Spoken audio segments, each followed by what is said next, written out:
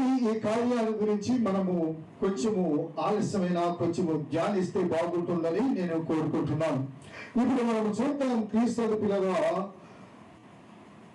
ఆయన బోధ వింటే ఏమి జరుగుతుందో మనము చూద్దాం. రోమీయులకు రాసిన పత్రిక 10వ అధ్యాయము 17వ వచనం చదువుదాం. రోమీయులకు రాసిన పత్రిక 10వ అధ్యాయము 17వ వచనం. కాగా వినుట వలన విశ్వాసము కలుగును. హల్లెలూయా. క్రీస్తు పిల్లగా దేవుని సన్నిధిలో కూర్చొని నువ్వు ఊరికే వెళితే ప్రయోజనం లేదు. కూర్చున్న నీవు దేవుని మాటలు వినాలి. వింటే అప్పుడు నీలో విశ్వాసము కలుగుతుంది. చప్పట్లు కొడదామా? హల్లెలూయా. ఈనాడు చాలా మంది వినరు, అందువల్ల వారిలో విశ్వాసం ఉండదు. ఎందుకు? చాలా మందిలో ప్రార్థనకు వస్తారు, పాటలు పాడతారు, వాక్యం విన్నట్టే ఉంటారు, కానుకలు ఇస్తారు, అన్ని పాల్గొంటారు, కానీ వారిలో విశ్వాసం ఉండదు. వారిలో ఒక నమ్మకం ఉండదు. దేవుడు నాకు ఇది చేస్తాడు, దేవుడు నా కుటుంబంలో ఇది నెరవేరుస్తాడు, దేవుడు నా జీవితంలో ఇది జరిగిస్తాడు అనే ఒక నమ్మకం, ఒక విశ్వాసం లేకుండా ఉంటుంది. కారణం ఏమిటంటే వారు వస్తారు కానీ కూర్చుంటారు, కానీ ఏం చేయరు, వినరు. కూర్చుంటారు, వస్తారు, కూర్చుంటారు, కానీ వారి మనసు ఎక్కడో ఉంటుంది, వారి యొక్క ఆలోచన ఎక్కడో ఉంటుంది. అయితే ఇక్కడ మనం చూస్తున్న కార్యం ఏంటంటే క్రీస్తు వినుట వలన విశ్వాసము కలుగును. దేవుని సన్నిధిలో మనము కూర్చున్నప్పుడు క్రీస్తు దేవుని మాటలు వినాలి. దేవుడు ఏ వాక్యము ద్వారా నాతో ఏమి మాట్లాడబోతున్నాడు, మాతో ఏమి మాట్లాడబోతున్నాడు అనేది మనము ఆలోచిస్తూ ఉండాలి. నిలబడిన నన్ను చూడకూడదు, ఉన్న స్థలాన్ని చూడకూడదు, కానీ దేవుని మాత్రం చూడాలి. హల్లెలూయా. ఎందుకనగా క్రీస్తు మాట్లాడేది దేవుడు. ఇది దేవుని వాక్యము జీవము కలిగినది. సజీవమైన ఆ వాక్యము తట్టు మన చెవులు మాత్రం ఉంచి వినాలని దేవుడు కోరుకుంటున్నాడు. వినుట వలన విశ్వాసము కలుగును. అయితే రెండవది మనం చూద్దాం. క్రీస్తు అదే కీర్తనల గ్రంథము 119వ కీర్తన 162వ వచనం చదువుదాం. 65 119 165.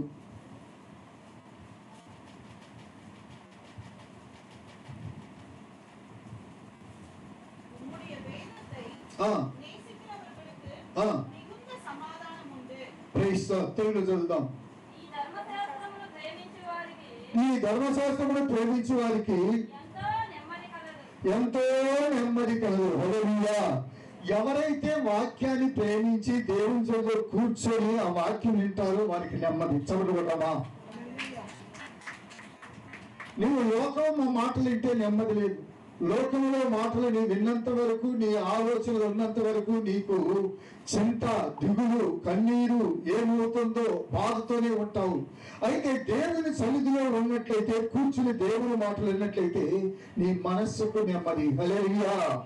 నీ జీవితానికి నెమ్మది. క్రీస్తు పిల్లగా ఎంతో నెమ్మది అంటున్నాడు.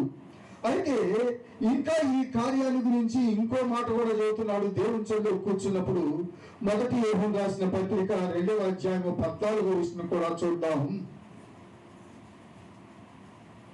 మొదటి యోహాను రాసిన పత్రిక 2వ అధ్యాయము 14వ వచనం.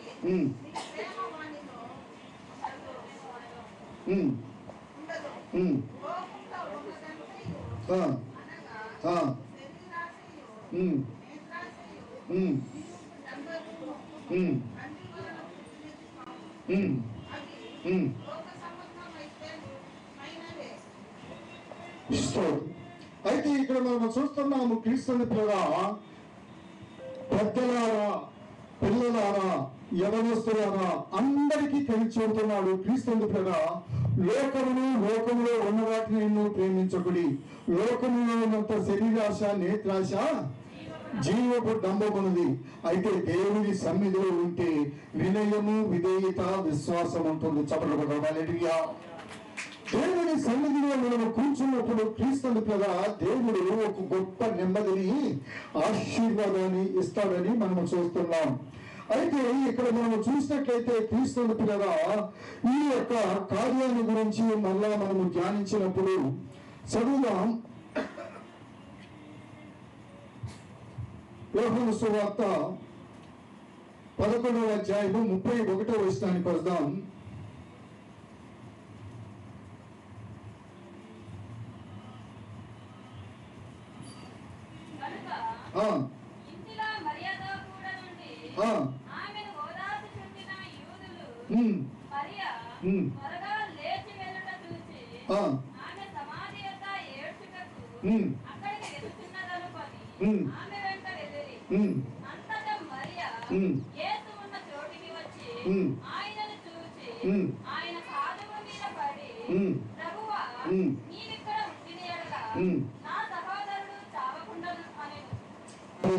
అయితే ఇక్కడ మనం చూస్తున్న కార్యం ఏంటంటే క్రీస్తుని పిల్లరా, ఇక్కడ మరియా మాత్రం ఇద్దరున్నారు. అయితే మరియమ్మ యేసయ్య పాదాల దగ్గర కూర్చున్నది దేవుని వాక్యాన్ని ఉంటుంది. మాత్తమ్మ అనేకమైన పని బాటలు పెట్టుకుంది, యేసు ప్రభు దగ్గరికి వచ్చి నిలిచింది. ఏం చేసింది? ఈయనేమో కూర్చున్నది, ఈమెమో నిలబడింది. నిలబడి క్రీస్తుని పిల్లగా ఆమె ఏమి అడిగిందంటే, అయ్యా నేను ఒక్కదాన్నే నా పని బాటలు బట్టి నేను బాధపడుతున్నాను, నా యొక్క సహోదరికి నాకు సహాయం చేయమని అయితే యేసయ్య అని చెప్పాడు.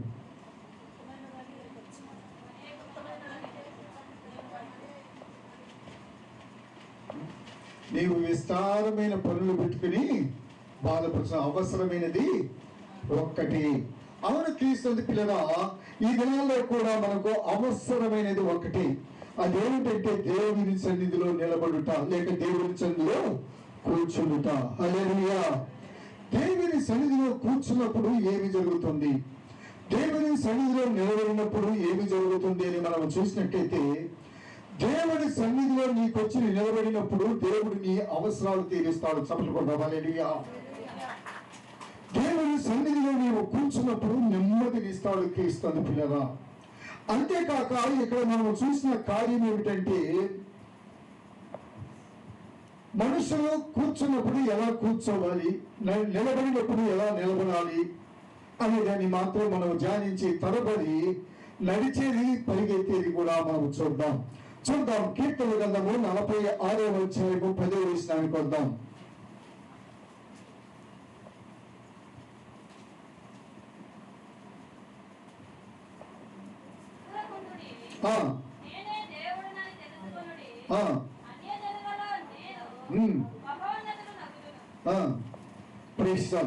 అయితే ఇక్కడ ఏం చేయాలంట క్రీస్తుని పిల్లరా? ఓరకుండాలి.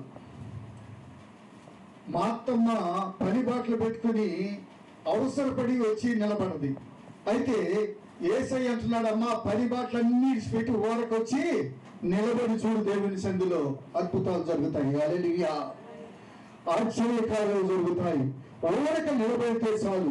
సరే, ఓరక నిలబెడితే ఎలా జరుగుతుందని ఒకవేళ నీవు నేను ప్రశ్నిస్తే మనం చూద్దాం. క్రీస్తుని పిల్లగా 2వ దినవృత్తాంతము 20వ అధ్యాయము 12వ వచనానికి వద్దాం.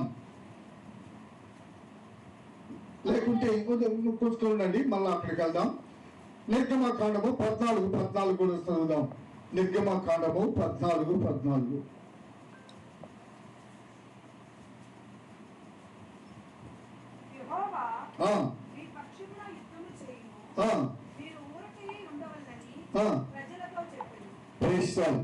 అయితే క్రీస్తుని కూడా ఊరక మనము నిలబడితే ఎక్కడ? దేవుని సన్నిధిలో, దేవుని సమూహంలో నీవు నేను దేవుని సన్నిధిలో నిలబడితే మన పక్షాన్ని దేవుడు యుద్ధాలు చేస్తాం. చెప్పడం హల్లెలూయా. నీవు లోకంలో ఎక్కడెక్కడో నిలబడవచ్చు. నీవు ఆ ఎక్కడికెళ్ళా నిలబడినా నీ తల దించుకుంటావు. అయితే దేవుని సన్నిధిలో నిలబెట్టి నీ తలను ఎత్తుకుంటావు. హల్లెలూయా. ఎందుకనగా దేవుని సన్నిధిలో నువ్వు నిలబడితే నీ పక్షాన్ని దేవుడు యుద్ధం చేస్తాడు.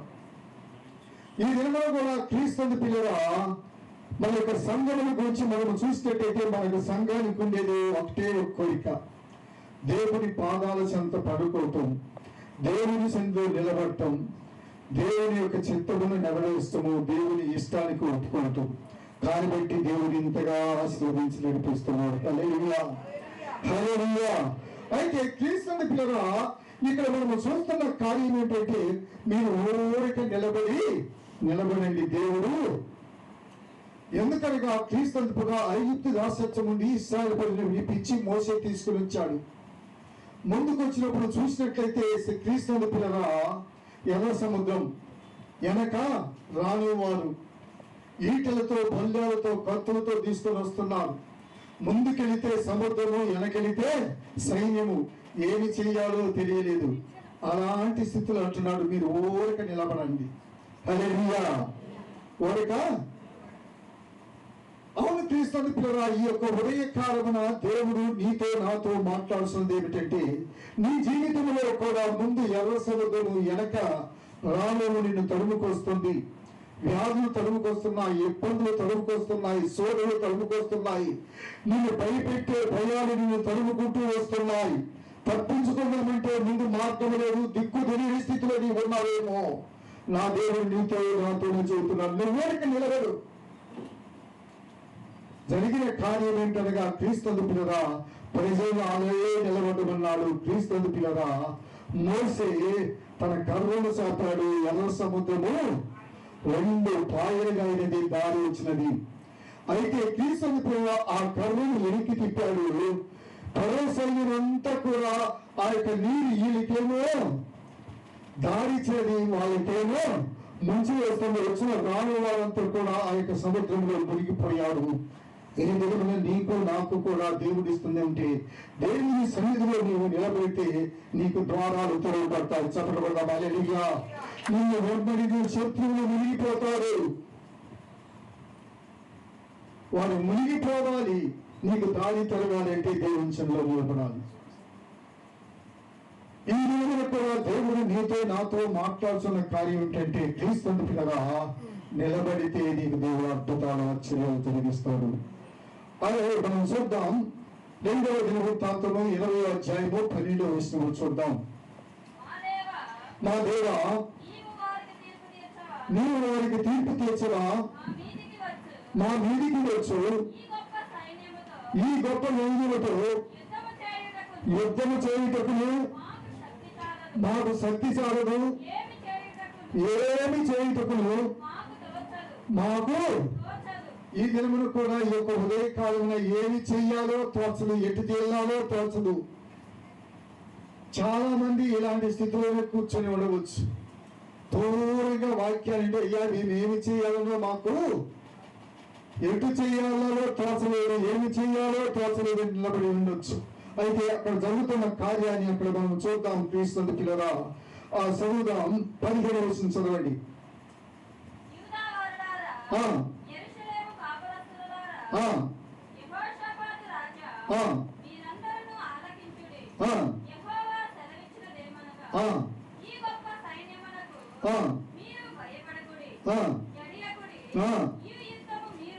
వీడి కాదు, దేవుడే జరిగించిన. హల్లెలూయా.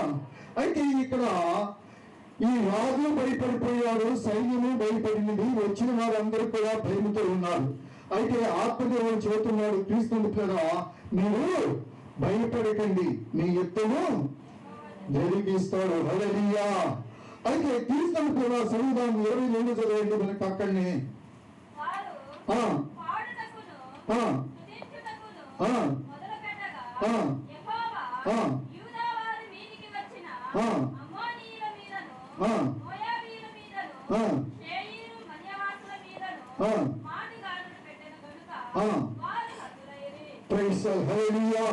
అయితే మీరు ఏం చేశారంటే నిలబడ్డారు దేవుని సన్నిధిలో. ఏం చేశారు? నిలబడి దేవుని పాడి స్తుతించారు క్రీస్తుని పిల్లగా. వారికి ఎదురుగా ఉన్న మాటగారందరూ కూడా వారికి వారే కొట్టుకుని వారికి వారే చంపుకొని వారే చనిపోయారు. హల్లెలూయా. ఈ దేవుని సన్నిధిలో మనము క్రీస్తుని పిల్లగా కూర్చున్నప్పుడు మన చింతలు తీరుస్తాడు. లేచి నిలబడి దేవుని స్తుతించినప్పుడు క్రీస్తుగా మన హృదయాన్ని ఆయన నిర్మలము చేస్తాడని మనం చూస్తున్నాము క్రీస్తుని పిల్లగా. అయితే ఇక్కడ ఇంకా కూడా మనం చూస్తున్న మూడవ కార్యము క్రీస్తుని పిల్లగా. చూద్దాం 12:3 యోహాను సువార్త 12వ అధ్యాయం 3వ వచనానికి వద్దాం.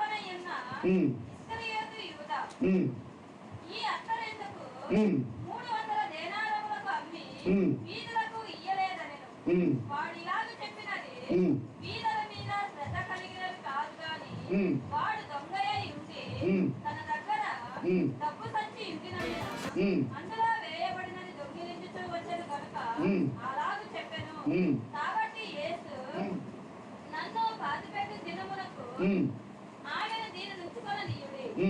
మీలో ఎల్లప్పుడూను మీతో కూడా ఉందురు గాని నేను ఎల్లప్పుడు మీతో ఉండనని చెప్పాను. కాబట్టి యూదులలో సామాన్య జనులు ఆయన అక్కడ ఉన్నాడని తెలుసుకొని యేసును చూచుటకు మాత్రమే గాక మృతులలో నుండి ఆయన లేపిన లాజరును కూడా చూడవచ్చిరి. అయితే ఇక్కడ మనం చూస్తున్న కార్యం ఏంటంటే క్రీస్తుని పిల్లగా యేసయ్య పాదాల దగ్గరికి వచ్చి కూర్చొని ఆయనకు పాదములకును అత్తరు పూసినదని మనం చూస్తున్నాం. ఇది దీని గురించి మనం ధ్యానించాం. అయితే ఎందుకు పూసినది అని మనం చూసినట్లయితే క్రీస్తుని పిల్లగా ఇప్పుడు ఆమె నడిచిన కార్యాలు పరిగెత్తిన కార్యాలు ఇప్పుడు మనం చూద్దాం. ఇప్పుడు యోహాను సువార్త 11:31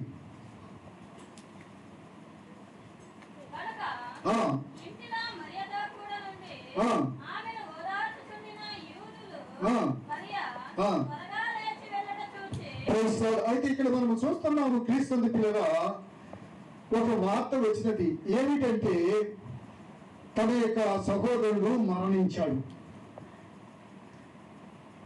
అయితే మరణించాడు క్రీస్తుని పిల్లగా 4 దినాలు అయిపోయింది. వస్తాడని చూశాడు, ప్రభువు రాలేదు. అయితే పంతిక్రియలు పాతి పెట్టారు. ఇప్పుడు 4వ దినమున ప్రభు వస్తున్నాడు. ప్రభు వస్తున్నాడని తెలిసినప్పుడు ఈ యొక్క మరియమ్మ లేచి నడుస్తాడు క్రీస్తుని పిల్లగా. హల్లెలూయా. అయితే ఎవరైతే దేవుని సన్నిధికి నడిచి వస్తారో క్రీస్తుని పిల్లగా అక్కడ దేవుడు అద్భుతాలు చేస్తాడు. హల్లెలూయా. అయితే అక్కడ జరిగిన కార్యం చదువుదామ్మా.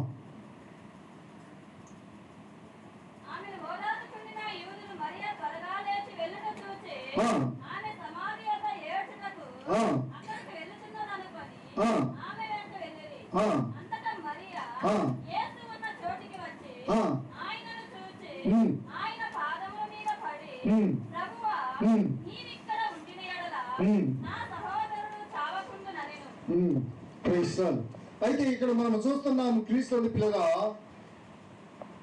ఈమె చెబుతుంది, నీవు ఇక్కడ ఉన్నట్లయితే నా సహోదరుడు సరే. మాత్రం ఏమంటుందో అది కూడా ఇందాం. 21 చదవండి.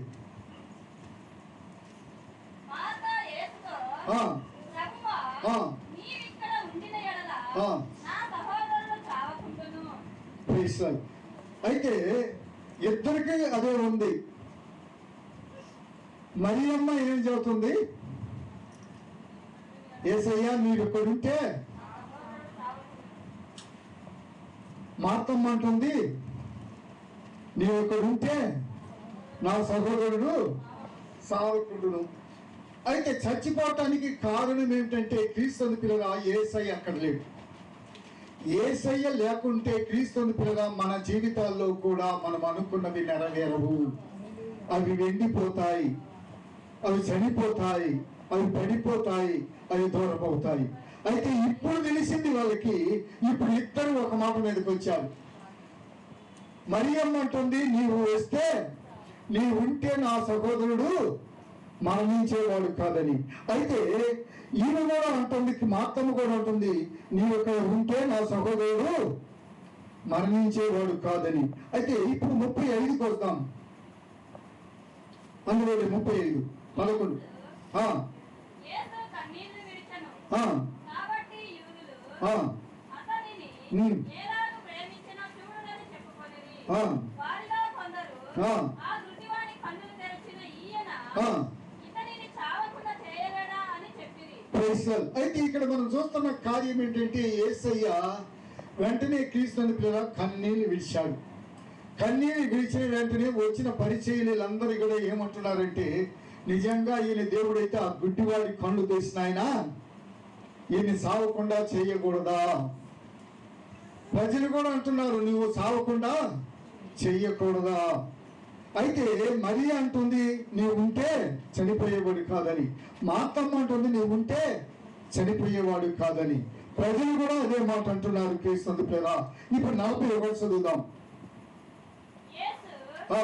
యేసు కన్నులు పైకెత్తి, తండ్రి, నీవు నా మనవి వినినందున నీకు కృతజ్ఞతాస్తుతులు చెల్లించుచున్నాను. నీవు ఎల్లప్పుడూను నా మనవి వినుచున్నావని నేను ఎరుగుదును గాని, నీవు నన్ను పంపితివని చుట్టూ నిలిచియున్న ఈ జన సమూహము నమ్మునట్లు వారి నిమిత్తమై ఈ మాట చెప్పితినెను. అయితే యేసయ్య క్రీస్తు పేర పైకి కనులెత్తి యేసు ప్రభువుతో ఈ మనవి చేశాడు, నీవు నా మనవి ఆలకించినందుకు నీకు వందనాలు. అవును క్రీస్తు పేర, నీవు నేను కూడా ప్రభు సన్నిధిలోకి వచ్చి నిలబడి ఆయన సన్నిధిలో మొరపెట్టినప్పుడు ఆయన మన మొరలింటాడు. హల్లెలూయా, హల్లెలూయా. అయితే క్రీస్తు పేర జరిగిన కార్యము ఏమిటని మనం చూసినట్లయితే, ఇప్పుడు ఈ యొక్క ఇద్దరు చేసిన కార్యము, మొట్టమొదటిగా మరియమ్మ యేసయ్య పాదాల దగ్గర కూర్చున్నది, మాతమ్మ వచ్చి నిలబడింది. అయితే ఇప్పుడు మరలా మనం చూస్తున్నాము క్రీస్తు పిల్లల, యేసు ప్రభువు అక్కడ ఉన్నాడని మరియమ్మ నడిచి లేనిది, మాతమ్మ పరిగెత్తుకుంటూ వెళ్ళినది. సభలు పడ్డాలి. అయితే జరిగిన కార్యం ఏమిటంటే, క్రీస్తు పిల్లల, యేసు ప్రభు సమాధిని తెరిచి లాజరును సజీవంగా లేపాడు. చప్పట్లు కొట్టాలి. ఈ విధంగా నీవు నేను కూడా క్రీస్తు పిల్లగా, నీవు నేను ప్రభు సన్నిధిలో కూర్చున్నప్పుడు, ప్రభు సన్నిధిలో నిలబడినప్పుడు, ప్రభు సన్నిధికి నడిచి వచ్చినప్పుడు, ప్రభు సన్నిధికి పరిగెత్తుకుంటూ వచ్చినప్పుడు, ప్రభువు నీ నా కుటుంబాల్లో గొప్ప అద్భుతాలు చేస్తాడు. హల్లెలూయా, హల్లెలూయా. అయ్యా, ఈ 4 ఎట్లా జరగలుగుతాయంటే, కొందరు వస్తారు క్రీస్తు పిల్లరా, అందరికంటే ముందుగా వస్తారు. కొందరు కూర్చొని ప్రార్థన చేస్తారు. ఇంకొందరు వస్తారు క్రీస్తు పిల్లరా, బాగా ఆరాధన జరిగేటప్పుడు వస్తారు, నిలబడతారు. ఇంకో కొందరు ఉన్నారు క్రీస్తు పిల్లరా, అక్కడంతా నిదానంగా ఉంటారు. అందరు కూడా సరే నుంచి వింటుంటారు, కావాల ఇంకా పాటలు అవ్వలేదు, ఆరాధన లేదు, ఇంకా వాక్యం కాలేదు, అప్పుడు పోదామని. అప్పుడు వాళ్ళు చిన్నగా నడిచి నడిచి నడిచి నడిచి వస్తారు. హల్లెలూయా. ఇంకొందరు ఉన్నారు, పాటలు అయిపోయింది, వాక్యం అయిపోయింది, సందా పాట పాడుతున్నారని చెప్పినప్పుడు కొంతమంది లఘు తీస్తారు. కానీ క్రీస్తు పిల్లరా, ఈ 4 రకాల వారు, నీవు లఘు తీసినా, నీవు పరిగెత్తినా, నీవు కూర్చున్నా, నీవు నడిచి వచ్చినా, దేవుని సన్నిధికి వచ్చినట్లయితే దేవుడు అద్భుతాలు చేస్తాడు. హల్లెలూయా. కాబట్టి క్రీస్తు పిల్లరా, ఇప్పుడు జరిగిన కార్యం ఏమిటంటే, లాజరును లేపి మరియు మాత్రం కన్నీరు తుడిచాడు క్రీస్తు పిల్లరా. ఒకవేళ ఈ దినము ఉదయకాలమున ఒకవేళ నీవు వచ్చి ముందుగా వచ్చి ప్రభు సన్నిధిలో కూర్చున్నావేమో, ఒకవేళ ప్రభు సన్నిధికి వచ్చి నిలబడినావేమో, ఒకవేళ ప్రభు సన్నిధికి నడిచి వచ్చావేమో, ఒకవేళ ప్రభు సన్నిధికి పరిగెత్తుకుని వచ్చావు. ఎలా వచ్చినా సరే ఈ దేవుడు క్రీస్తు పిల్లరా నీ హృదయ వాంఛలు తీర్చి మీ బలహీనతలు తొలగించి, మీ చింతలు తీర్చి, మీరు పోగొట్టుకున్న దాన్ని మాజన్ను తిరిగి ఏ రీతిగా మరి మాటలకు అప్పగించాడు. నీ జీవితంలో నీవు పోగొట్టుకున్న సంతోషము, సమాధానము, నెమ్మదితో మిమ్మల్ని ఈ యొక్క ఉదయకాలను పంపించబోతున్నారు. చెప్పబడ్డ హల్లెలూయా. ఏమిటనగా క్రీస్తు పిల్లరా, ఒకవేళ తప్పించుకునే మార్గం లేదని హిజ్కియా తన ప్రజలందరినీ పిలిచి దేవుని సన్నిధిలో నిలబెట్టి ప్రార్థించాడు. క్రీస్తు పిల్లరా, దేవుడు గొప్ప విజయాన్ని ఇచ్చాడు. ఆ రీతిగానే మోసే ఇశ్రాయేలు ప్రజలను నిలబెట్టాడు. క్రీస్తు పిల్లరా, ఎర్ర సముద్రాన్ని చీల్చి వెనక వచ్చిన రాణు వారి నుండి తప్పించి వారిని సముద్రంలో ఉంచి జయాన్ని ఇచ్చాడు. హల్లెలూయా. ఈ యొక్క ఉదయకాలమున కూడి వచ్చిన ఆ మరియ మార్తలో చేసిన 4 కార్యాలు, పరమ గీతములో మనం చూసిన సునీమి జీవితంలో చేసిన ఆ అద్భుత ఆశ్చర్య కార్యాలు 4 కూడి వచ్చిన మన జీవితాల్లో దేవుడు చేసి అద్భుతాలు జరిగించుగాక. హల్లెలూయా. అందరూ కళ్ళు వచ్చి కళ్ళు మూసుకుంటుండగా మరియ ప్రార్థన చేస్తాం.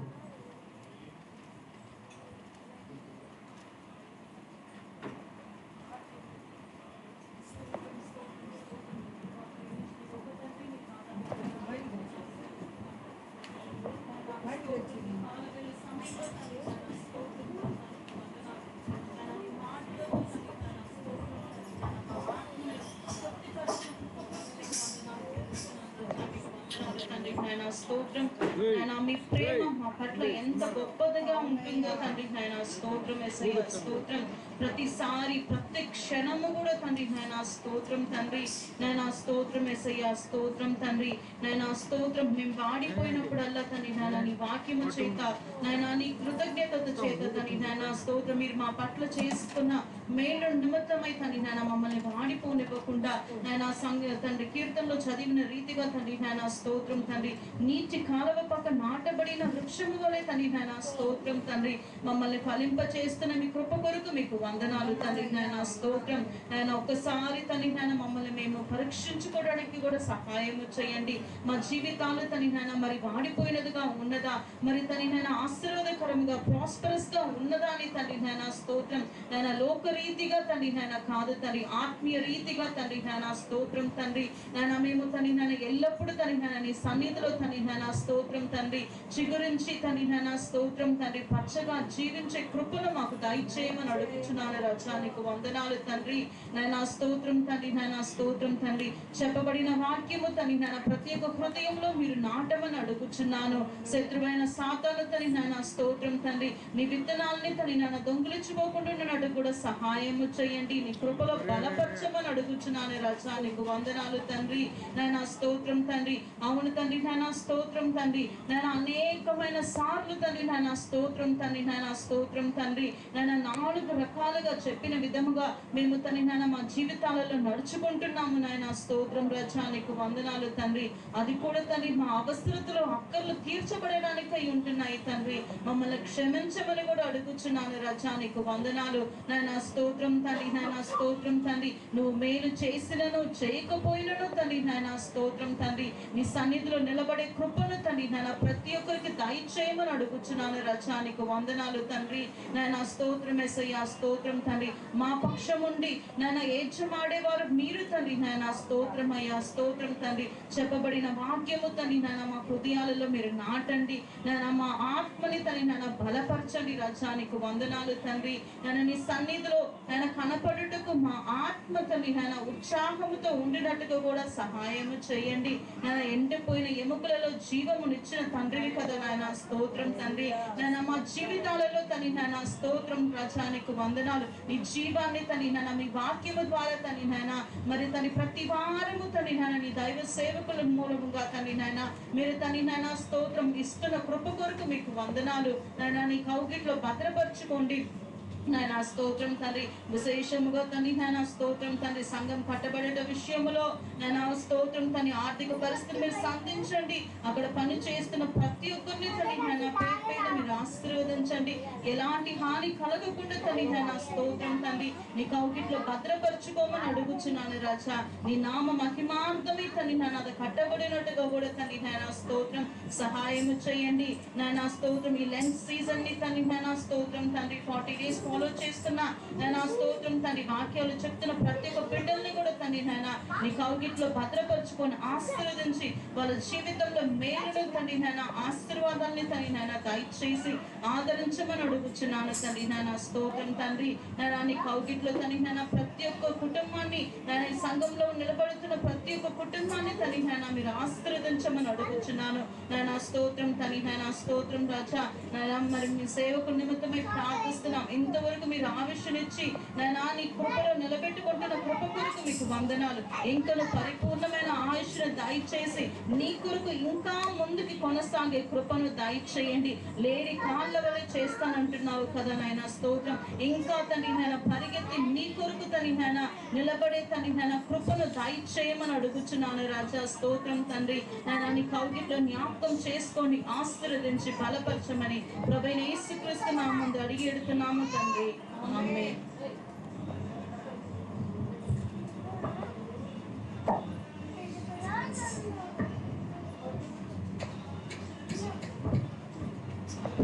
స్తోత్రం. దేవుని యొక్క పరిశునామమునకు మహిమ కలుగును గాక. గత వారములో 7 దినములు 7 పండుగల గురించి మనము ధ్యానించాం. దేవుని ఉసుగును బట్టి 7 దేవుని సొంత నిలబడ్డారు. ఇప్పుడు ఈ వారములో 7 దినాలకి 7 కొండలు. ఏం కొండలు అంటే తిరుపతి కొండలు కాదు. స్తోత్రం. ఇప్పుడు 7 కొండల గురించి మనము 7 రోజులు ధ్యానించాలి, ప్రార్థన చేయాలి. కాబట్టి క్రీస్తు పిల్లగా మొదటి కొండ శోధన కొండ. ఏం కొండ? రెండవది బోధన కొండ. మూడవది రూపాంతర కొండ. నాలుగవది ప్రార్థన కొండ. ఐదవది శ్రమల కొండ. ఆరవది ఆరోహణమ కొండ. ఏడవది ఒలీవల కొండ, రూపాంతర కొండ. అయితే క్రీస్తుని పిల్లగా ఈ కొండల గురించి మనము ధ్యానించి ప్రార్థించాలి. ఈ లెంటి డేస్ లో క్రీస్తుని పిల్లగా గత వారములో 7 పండుగల గురించి పిల్లలు చక్కగా ప్రభు సంఘంలో నిలబడగలిగారు, వాక్యాన్ని పంచుకోగలిగారు. ఇప్పుడు వాక్యము నేను చెబుతాను, దాన్ని బట్టి మీరు దానికి తగిన రెఫరెన్స్ మీరే ఏర్పరచుకొని మీరే సిద్ధపడి మీరు వచ్చి వాక్యం నుంచి ప్రార్థన చేయాలి. మొదట శోధన కొండ. మత్తయి సువార్త 4వ అధ్యాయం 8వ వచనం. మత్తయి సువార్త 4:8 శోధన కొండ అంటే ఇది సాతాను యేసు ప్రభుని శోధించిన కొండ. రెండవది బోధన కొండ అంటే మత్తయి సువార్త 5వ అధ్యాయం 1వ వచనం. ప్రభువు బోధించిన కొండ. మూడవది క్రీస్తు కూడా రూపాంతర కొండ అంటే శిష్యులకు రూపాంతరం చూపించిన ఏలియా మోషేలు కనబడి యేసు ప్రభుతో కొండ మీద కనబడిన కొండ. మత్తయి సువార్త 17:1. సరే, ఇప్పుడు ప్రార్థన కొండ. శిశువుతో కూడా వెళ్ళి మోకరించి ప్రార్థన చేసిన కొండ. లూకా సువార్త 22:39.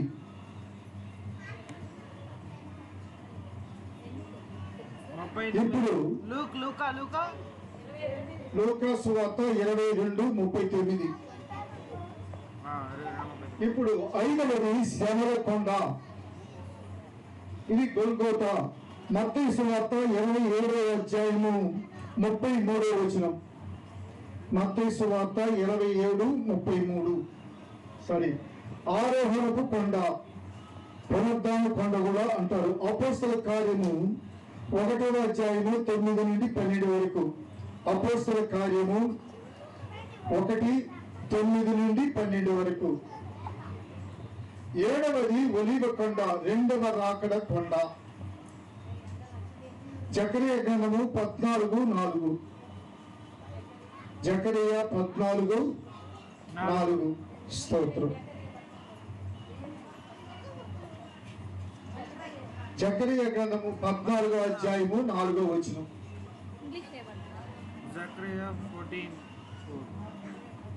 సరే, ఇప్పుడు మొదటిది శోధన కొండ. ఎవరు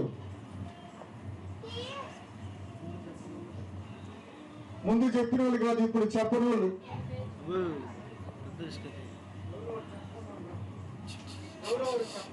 ప్రమీల రాసేయండి.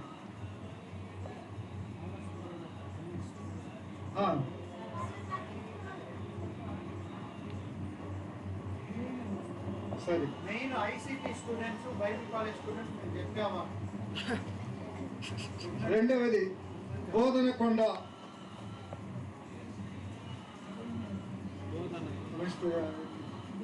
జయమేరి.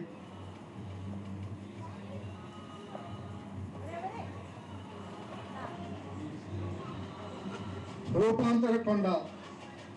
మత్తయి సువార్త 17:1.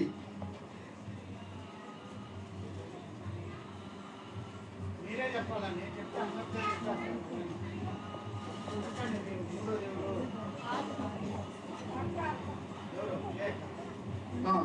ఎమ్మెల్యేకే చెప్పాలి.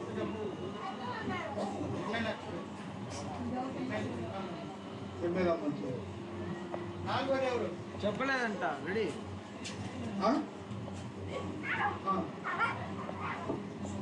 సుమతి.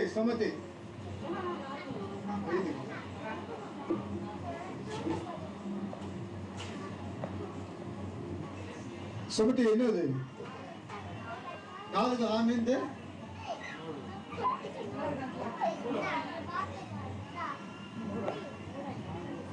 చెప్పండి. ఎవరు మొట్టమొదటి?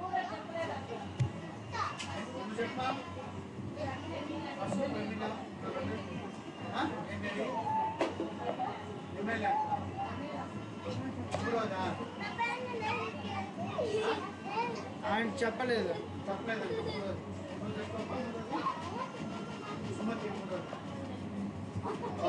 4 లలితమ్మ. 4వది లలితమ్మ.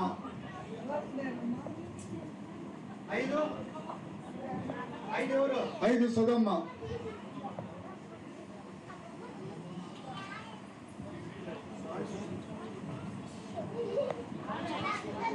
ఏమ్మా చెప్పలేవా? సరే, చారమ్మ.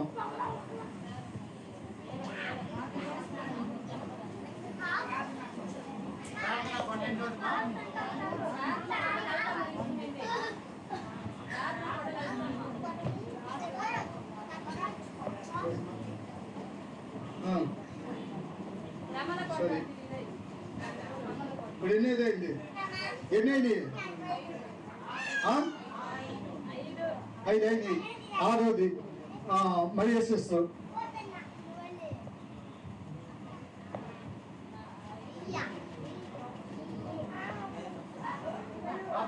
టాపిక్ చెప్పు. ఆరోహణ కొండ. రెఫరెన్స్ కూడా చెప్పేసి. సరే, 7వది ఒలివ కొండ.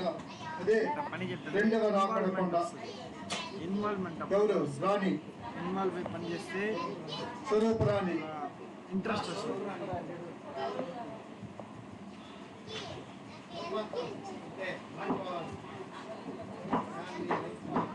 సరే, అట్నే అందరూ అట్లా లేచి నిలబెట్టి, చెప్పే వాళ్ళందరూ లేచి నిలబెడితే మనం ప్రార్థన చేద్దాం.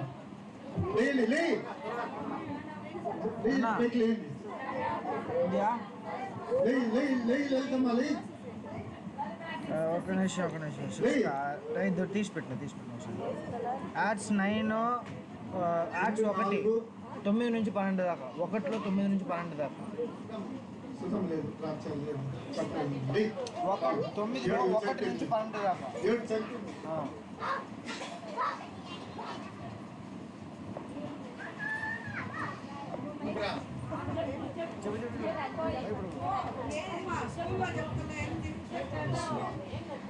రోషిని ముందుకు వచ్చి పేర్లు చదువు.